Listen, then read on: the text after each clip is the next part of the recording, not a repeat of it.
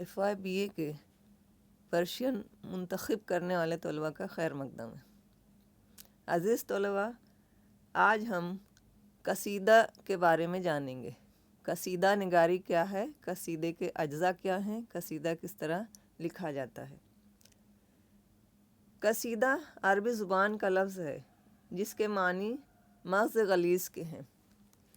بعض لوگوں کا خیال ہے کہ لفظ قصیدہ قصدہ سے نکلا ہے جس کے معنی ارادہ کرنے کے ہوتے ہیں۔ شاعری کی اصطلاح میں قصیدہ اس مسلسل نظم کو کہتے ہیں جس کے پہلے شعر کے دونوں مصرعے ہم ردیف و ہم قافیہ ہوں اور باقی کے اشعار کے دوسرے مصرعے پہلے شعر کے ہم قافیہ رہیں۔ اس نظم یعنی قصیدہ میں مدح یا نصیحت یا موعظت یا دوسری کیفیات اور حالات کا بیان کیا جاتا ہے۔ قصیدہ میں اشعار کی تعداد معین نہیں ہے، یہ کم سے کم بھی ہو سکتے ہیں اور زیادہ سے زیادہ بھی۔ عموماً قصائد میں 5 اشعار سے لے کے 200 اشعار تک ملتے ہیں۔ قصیدے کا اصل موضوع مدح ہے، تعریف ہے۔ عربی قصائد میں موضوع نہایت وسیع تھا۔ عربی زبان ہی نہایت وسیع ہے، اس لیے اس میں موضوع بھی نہایت وسیع تھا اور ان میں روزمرہ کی زندگی، انسان کے ذاتی تجربات، واردات عشق، ملکی حالات، مناظر فطرت کا بیان سب کچھ ملتا تھا۔ رفتہ رفتہ مدحیہ قصیدہ نگاری کا آغاز ہوا۔ اس کے بعد بہت زمانے بعد قصیدہ صلہ و انعام کے لیے کہا جانے لگا۔ قصیدے کی شکل، حیت، اجزاء اور موضوع سب متعین ہو چکے ہیں۔ قصیدے کے 4 اجزاء ہیں: تشبیب، گریز، مدح اور دعا۔ قصیدے کے خاص اجزاء یہی 4 مانے جاتے ہیں۔ ان میں کبھی کبھی مدعا بھی شامل ہوتا ہے۔ تشبیب سے مراد قصیدے کے وہ اشعار ہوتے ہیں جو تمہید کے طور پر قصیدے کے آغاز میں نظم کیے جاتے ہیں۔ عربی قصیدوں میں اکثر عشقیہ اشعار تشبیب میں قلم بند کیے جاتے ہیں۔ فارسی تک پہنچتے پہنچتے تشبیب میں وسعت پیدا ہو گئی اور اس میں ہر قسم کے مضامین آنے لگے۔ بہار کا ذکر، حسن عشق کی وارداتیں، رندی و سرمستی کا بیان، گردش ایام کی شکایت، آسمان کے ظلم و ستم کا شکوہ، خود ستائی وغیرہ سبھی کچھ تشبیب میں بیان ہونے لگے۔ قصیدے کا یہ حصہ اپنے اندر بے انتہا وسعت اور تنوع رکھتا ہے۔ تشبیب کے لیے البتہ شرط اتنی ہے کہ اس میں جو مضامین نظم کیے جاتے ہیں وہ ممدوح کے مرتبہ اور حیثیت سے مناسبت رکھتے ہوں۔ دوسری بات یہ کہ تشبیب کے اشعار مدح کے اشعار سے زیادہ نہ ہونے پائیں، ورنہ قصیدے کا توازن بگڑ جاتا ہے۔ تشبیب کے بعد شاعر نہایت ملائمت کے ساتھ اور مناسب نقطے تک بات پہنچا کر اپنے ممدوح کے ذکر کی طرف بڑھتا محسوس ہوتا ہے اور یہی مقام گریز ہے، یعنی قصیدے کا دوسرا جزو۔ گریز کے اگرچہ 2 ہی 3 اشعار ہوتے ہیں لیکن یہ قصیدے کا بڑا حسن ہوتے ہیں۔ اسی مقام پر شاعر تشبیب سے مدح کی طرف یکایک مڑتا نظر آتا ہے اور ہمیں یہ احساس ہوتا ہے جیسے مدح کرنا مقصود نہ تھا بلکہ بات فطری طور پر ادھر مڑ گئی ہے۔ گریز ایک شعر پر مشتمل ہو سکتا ہے اور اس میں 1 سے زیادہ اشعار بھی ہو سکتے ہیں۔ عربی شاعری میں ابتدائی زمانے میں قصائد میں گریز کا پتہ نہیں چلتا تھا۔ فارسی میں گریز کو ایک مستقل صنف کی حیثیت سے برتا گیا۔ قصیدے کا تیسرا حصہ مدح ہے۔ اس حصے میں شاعر اپنے ممدوح کے اوصاف بیان کرتا ہے۔ اس کی حیثیت اور رتبے کے لحاظ سے اس کے جاہ و جلال، دولت و عظمت، بزرگی و پاک دامنی، سخاوت، مہمان نوازی یا حسن جمال کی تعریف کرتا ہے۔ مدح میں تفصیل کی کافی گنجائش ہوتی ہے۔ اپنے ممدوح کے گھوڑے، تیر تلوار، ترکش، دشمن، جنگ اور جانبازی کے قصے مبالغہ آمیز انداز میں بیان کرتا ہے۔ مدح کے اشعار بہت زیادہ بھی ہو سکتے ہیں اور مدح 1-2 اشعار میں بھی ختم کی جا سکتی ہے۔ مدح کر چکنے کے بعد شاعر اپنے اغراض و مقاصد اپنے حالات اور اپنی حیثیت بیان کر کے اپنا مقصد اور مدعا ظاہر کرتا ہے۔ انداز طلب اس قدر نرم و شائستہ ہوتا ہے کہ ممدوح کے مزاج پر گرا نہیں گزرتا۔ شاعر کے لیے مقام بڑا صبر آزما مقام ہے۔ اگر شاعر کو ممدوح کی نفسیات اور مزاج طبیعت کا صحیح اندازہ نہ ہو تو نہ صرف یہ کہ اس کی طلب بیکار جا سکتی ہے بلکہ نقصان بھی اٹھانے کی نوبت آ سکتی ہے۔ آخر میں شاعر اپنے ممدوح کی ترقی اور درازی عمر کی دعا کرتا ہے اور دشمنوں کے لیے بد دعا کرتا ہوا قصیدے کو ختم کرتا ہے۔ دعائیہ اشعار کے ساتھ ہی قصیدہ ختم ہوتا ہے، اس لیے صحیح تاثر پیدا کرنے میں خاتمہ کا بڑا دخل ہے۔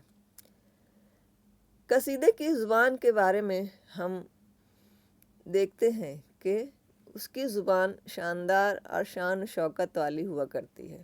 کیونکہ قصیدہ عموماً بادشاہوں کی شان میں لکھے گئے ہیں۔ جب مقصد ہی مدح ہو تو زبان شاندار اور شان و شوکت والی ہوگی۔ قصیدے میں پھر شکوہ الفاظ استعمال کی جاتے ہیں تاکہ لہجے میں ایک طرح کی شان اور وجاہت کا احساس ہو۔ الفاظ کی شان و شوکت، ترکیبوں کی بلند آہنگی اور ان کا رچاؤ، انداز بیان میں جوش و جرت قصیدے کی زبان کا معیار ہے۔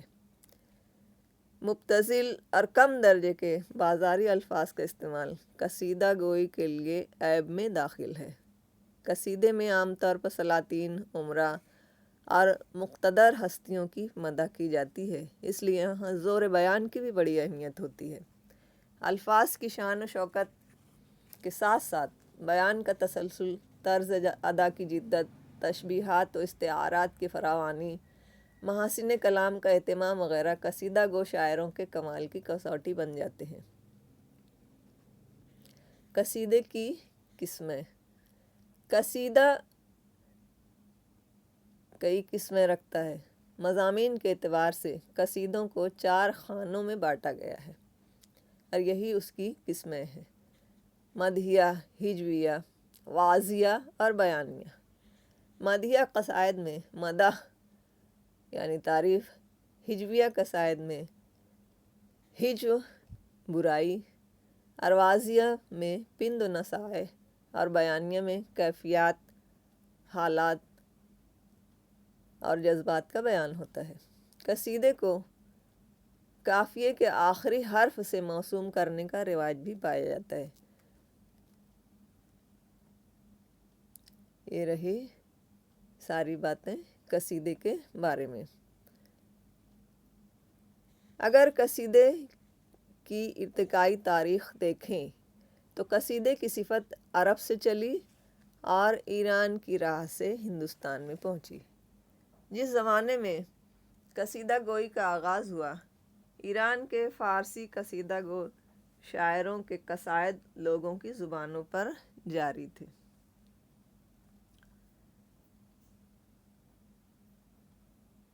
یہ بات بالکل واضح ہے کہ ہندوستان میں یہ قصائد فارسی قصائد کے پیش نظر اور انہی کی پیروی میں لکھے گئے۔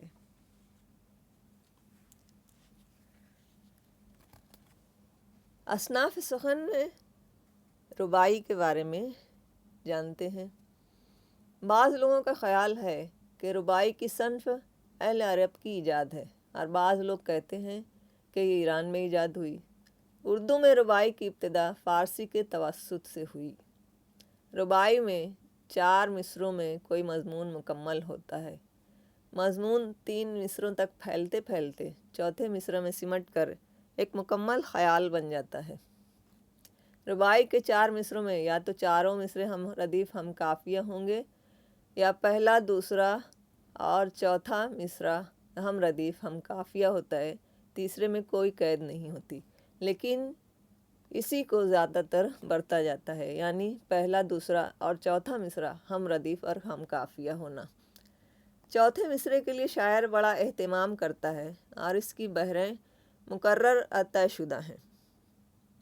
عموماً یہ ہزج کی مختلف صورتوں میں لکھی جاتی ہیں کیونکہ یہ بحر آہنگ اور موسیقیت کے اعتبار سے بہترین بحر ہے۔ رباعی کے اور بہت سے نام ہیں: 2 بیتی، ترانہ، قول وغیرہ۔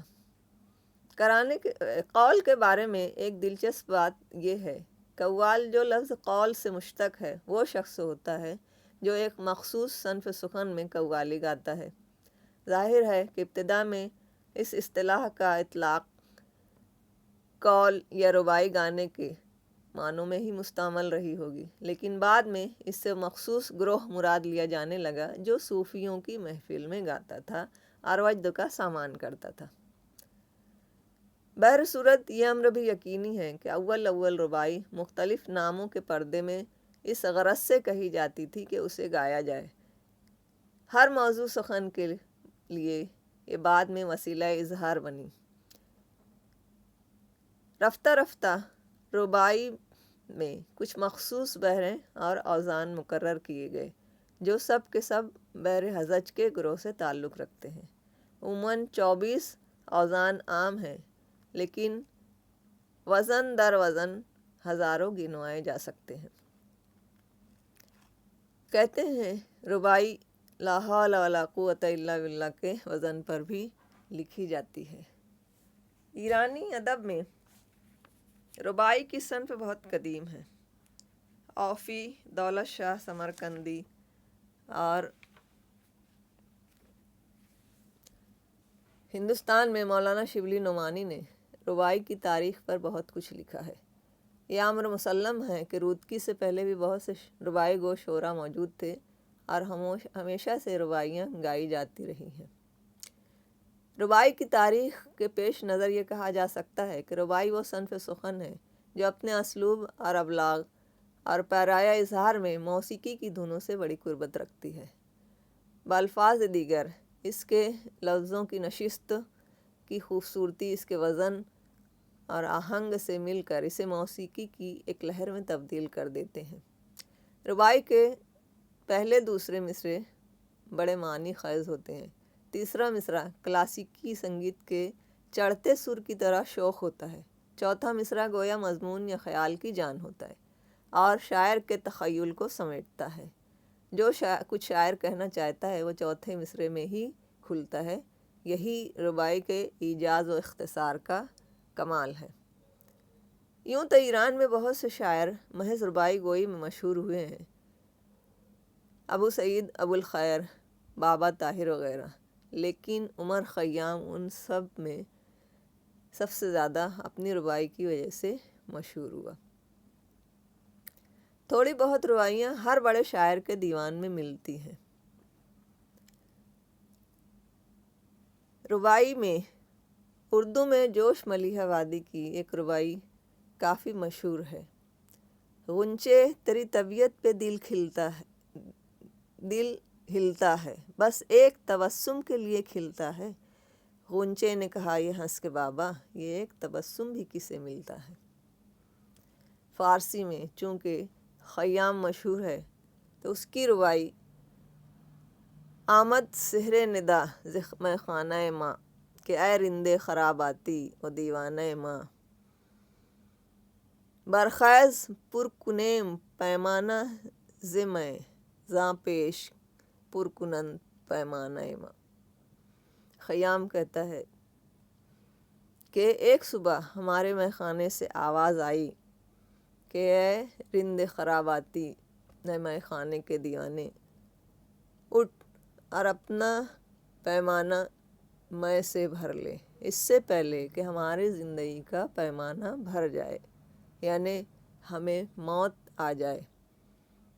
شاعر کا کہنا ہے کہ موت آنے سے پہلے زندگی میں خوشیاں بٹور لی جائیں۔ اردو میں قلی قطب شاہ، ملا وجہی، غواصی، نصرتی، شاہ میرا جی وغیرہ کے کلام میں بھی رباعیاں موجود ہیں، لیکن جو ایک رباعی مشہور ہوئی وہ جوش کی ہے۔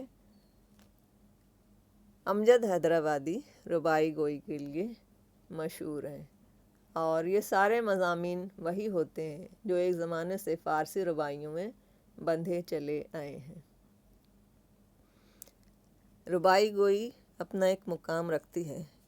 شاعر اتنی مہارت سے 4 مصروں میں اپنی بات کہتا ہے کہ پورا ایک مضمون اسے 4 مصروں میں مکمل کرنا ہوتا ہے۔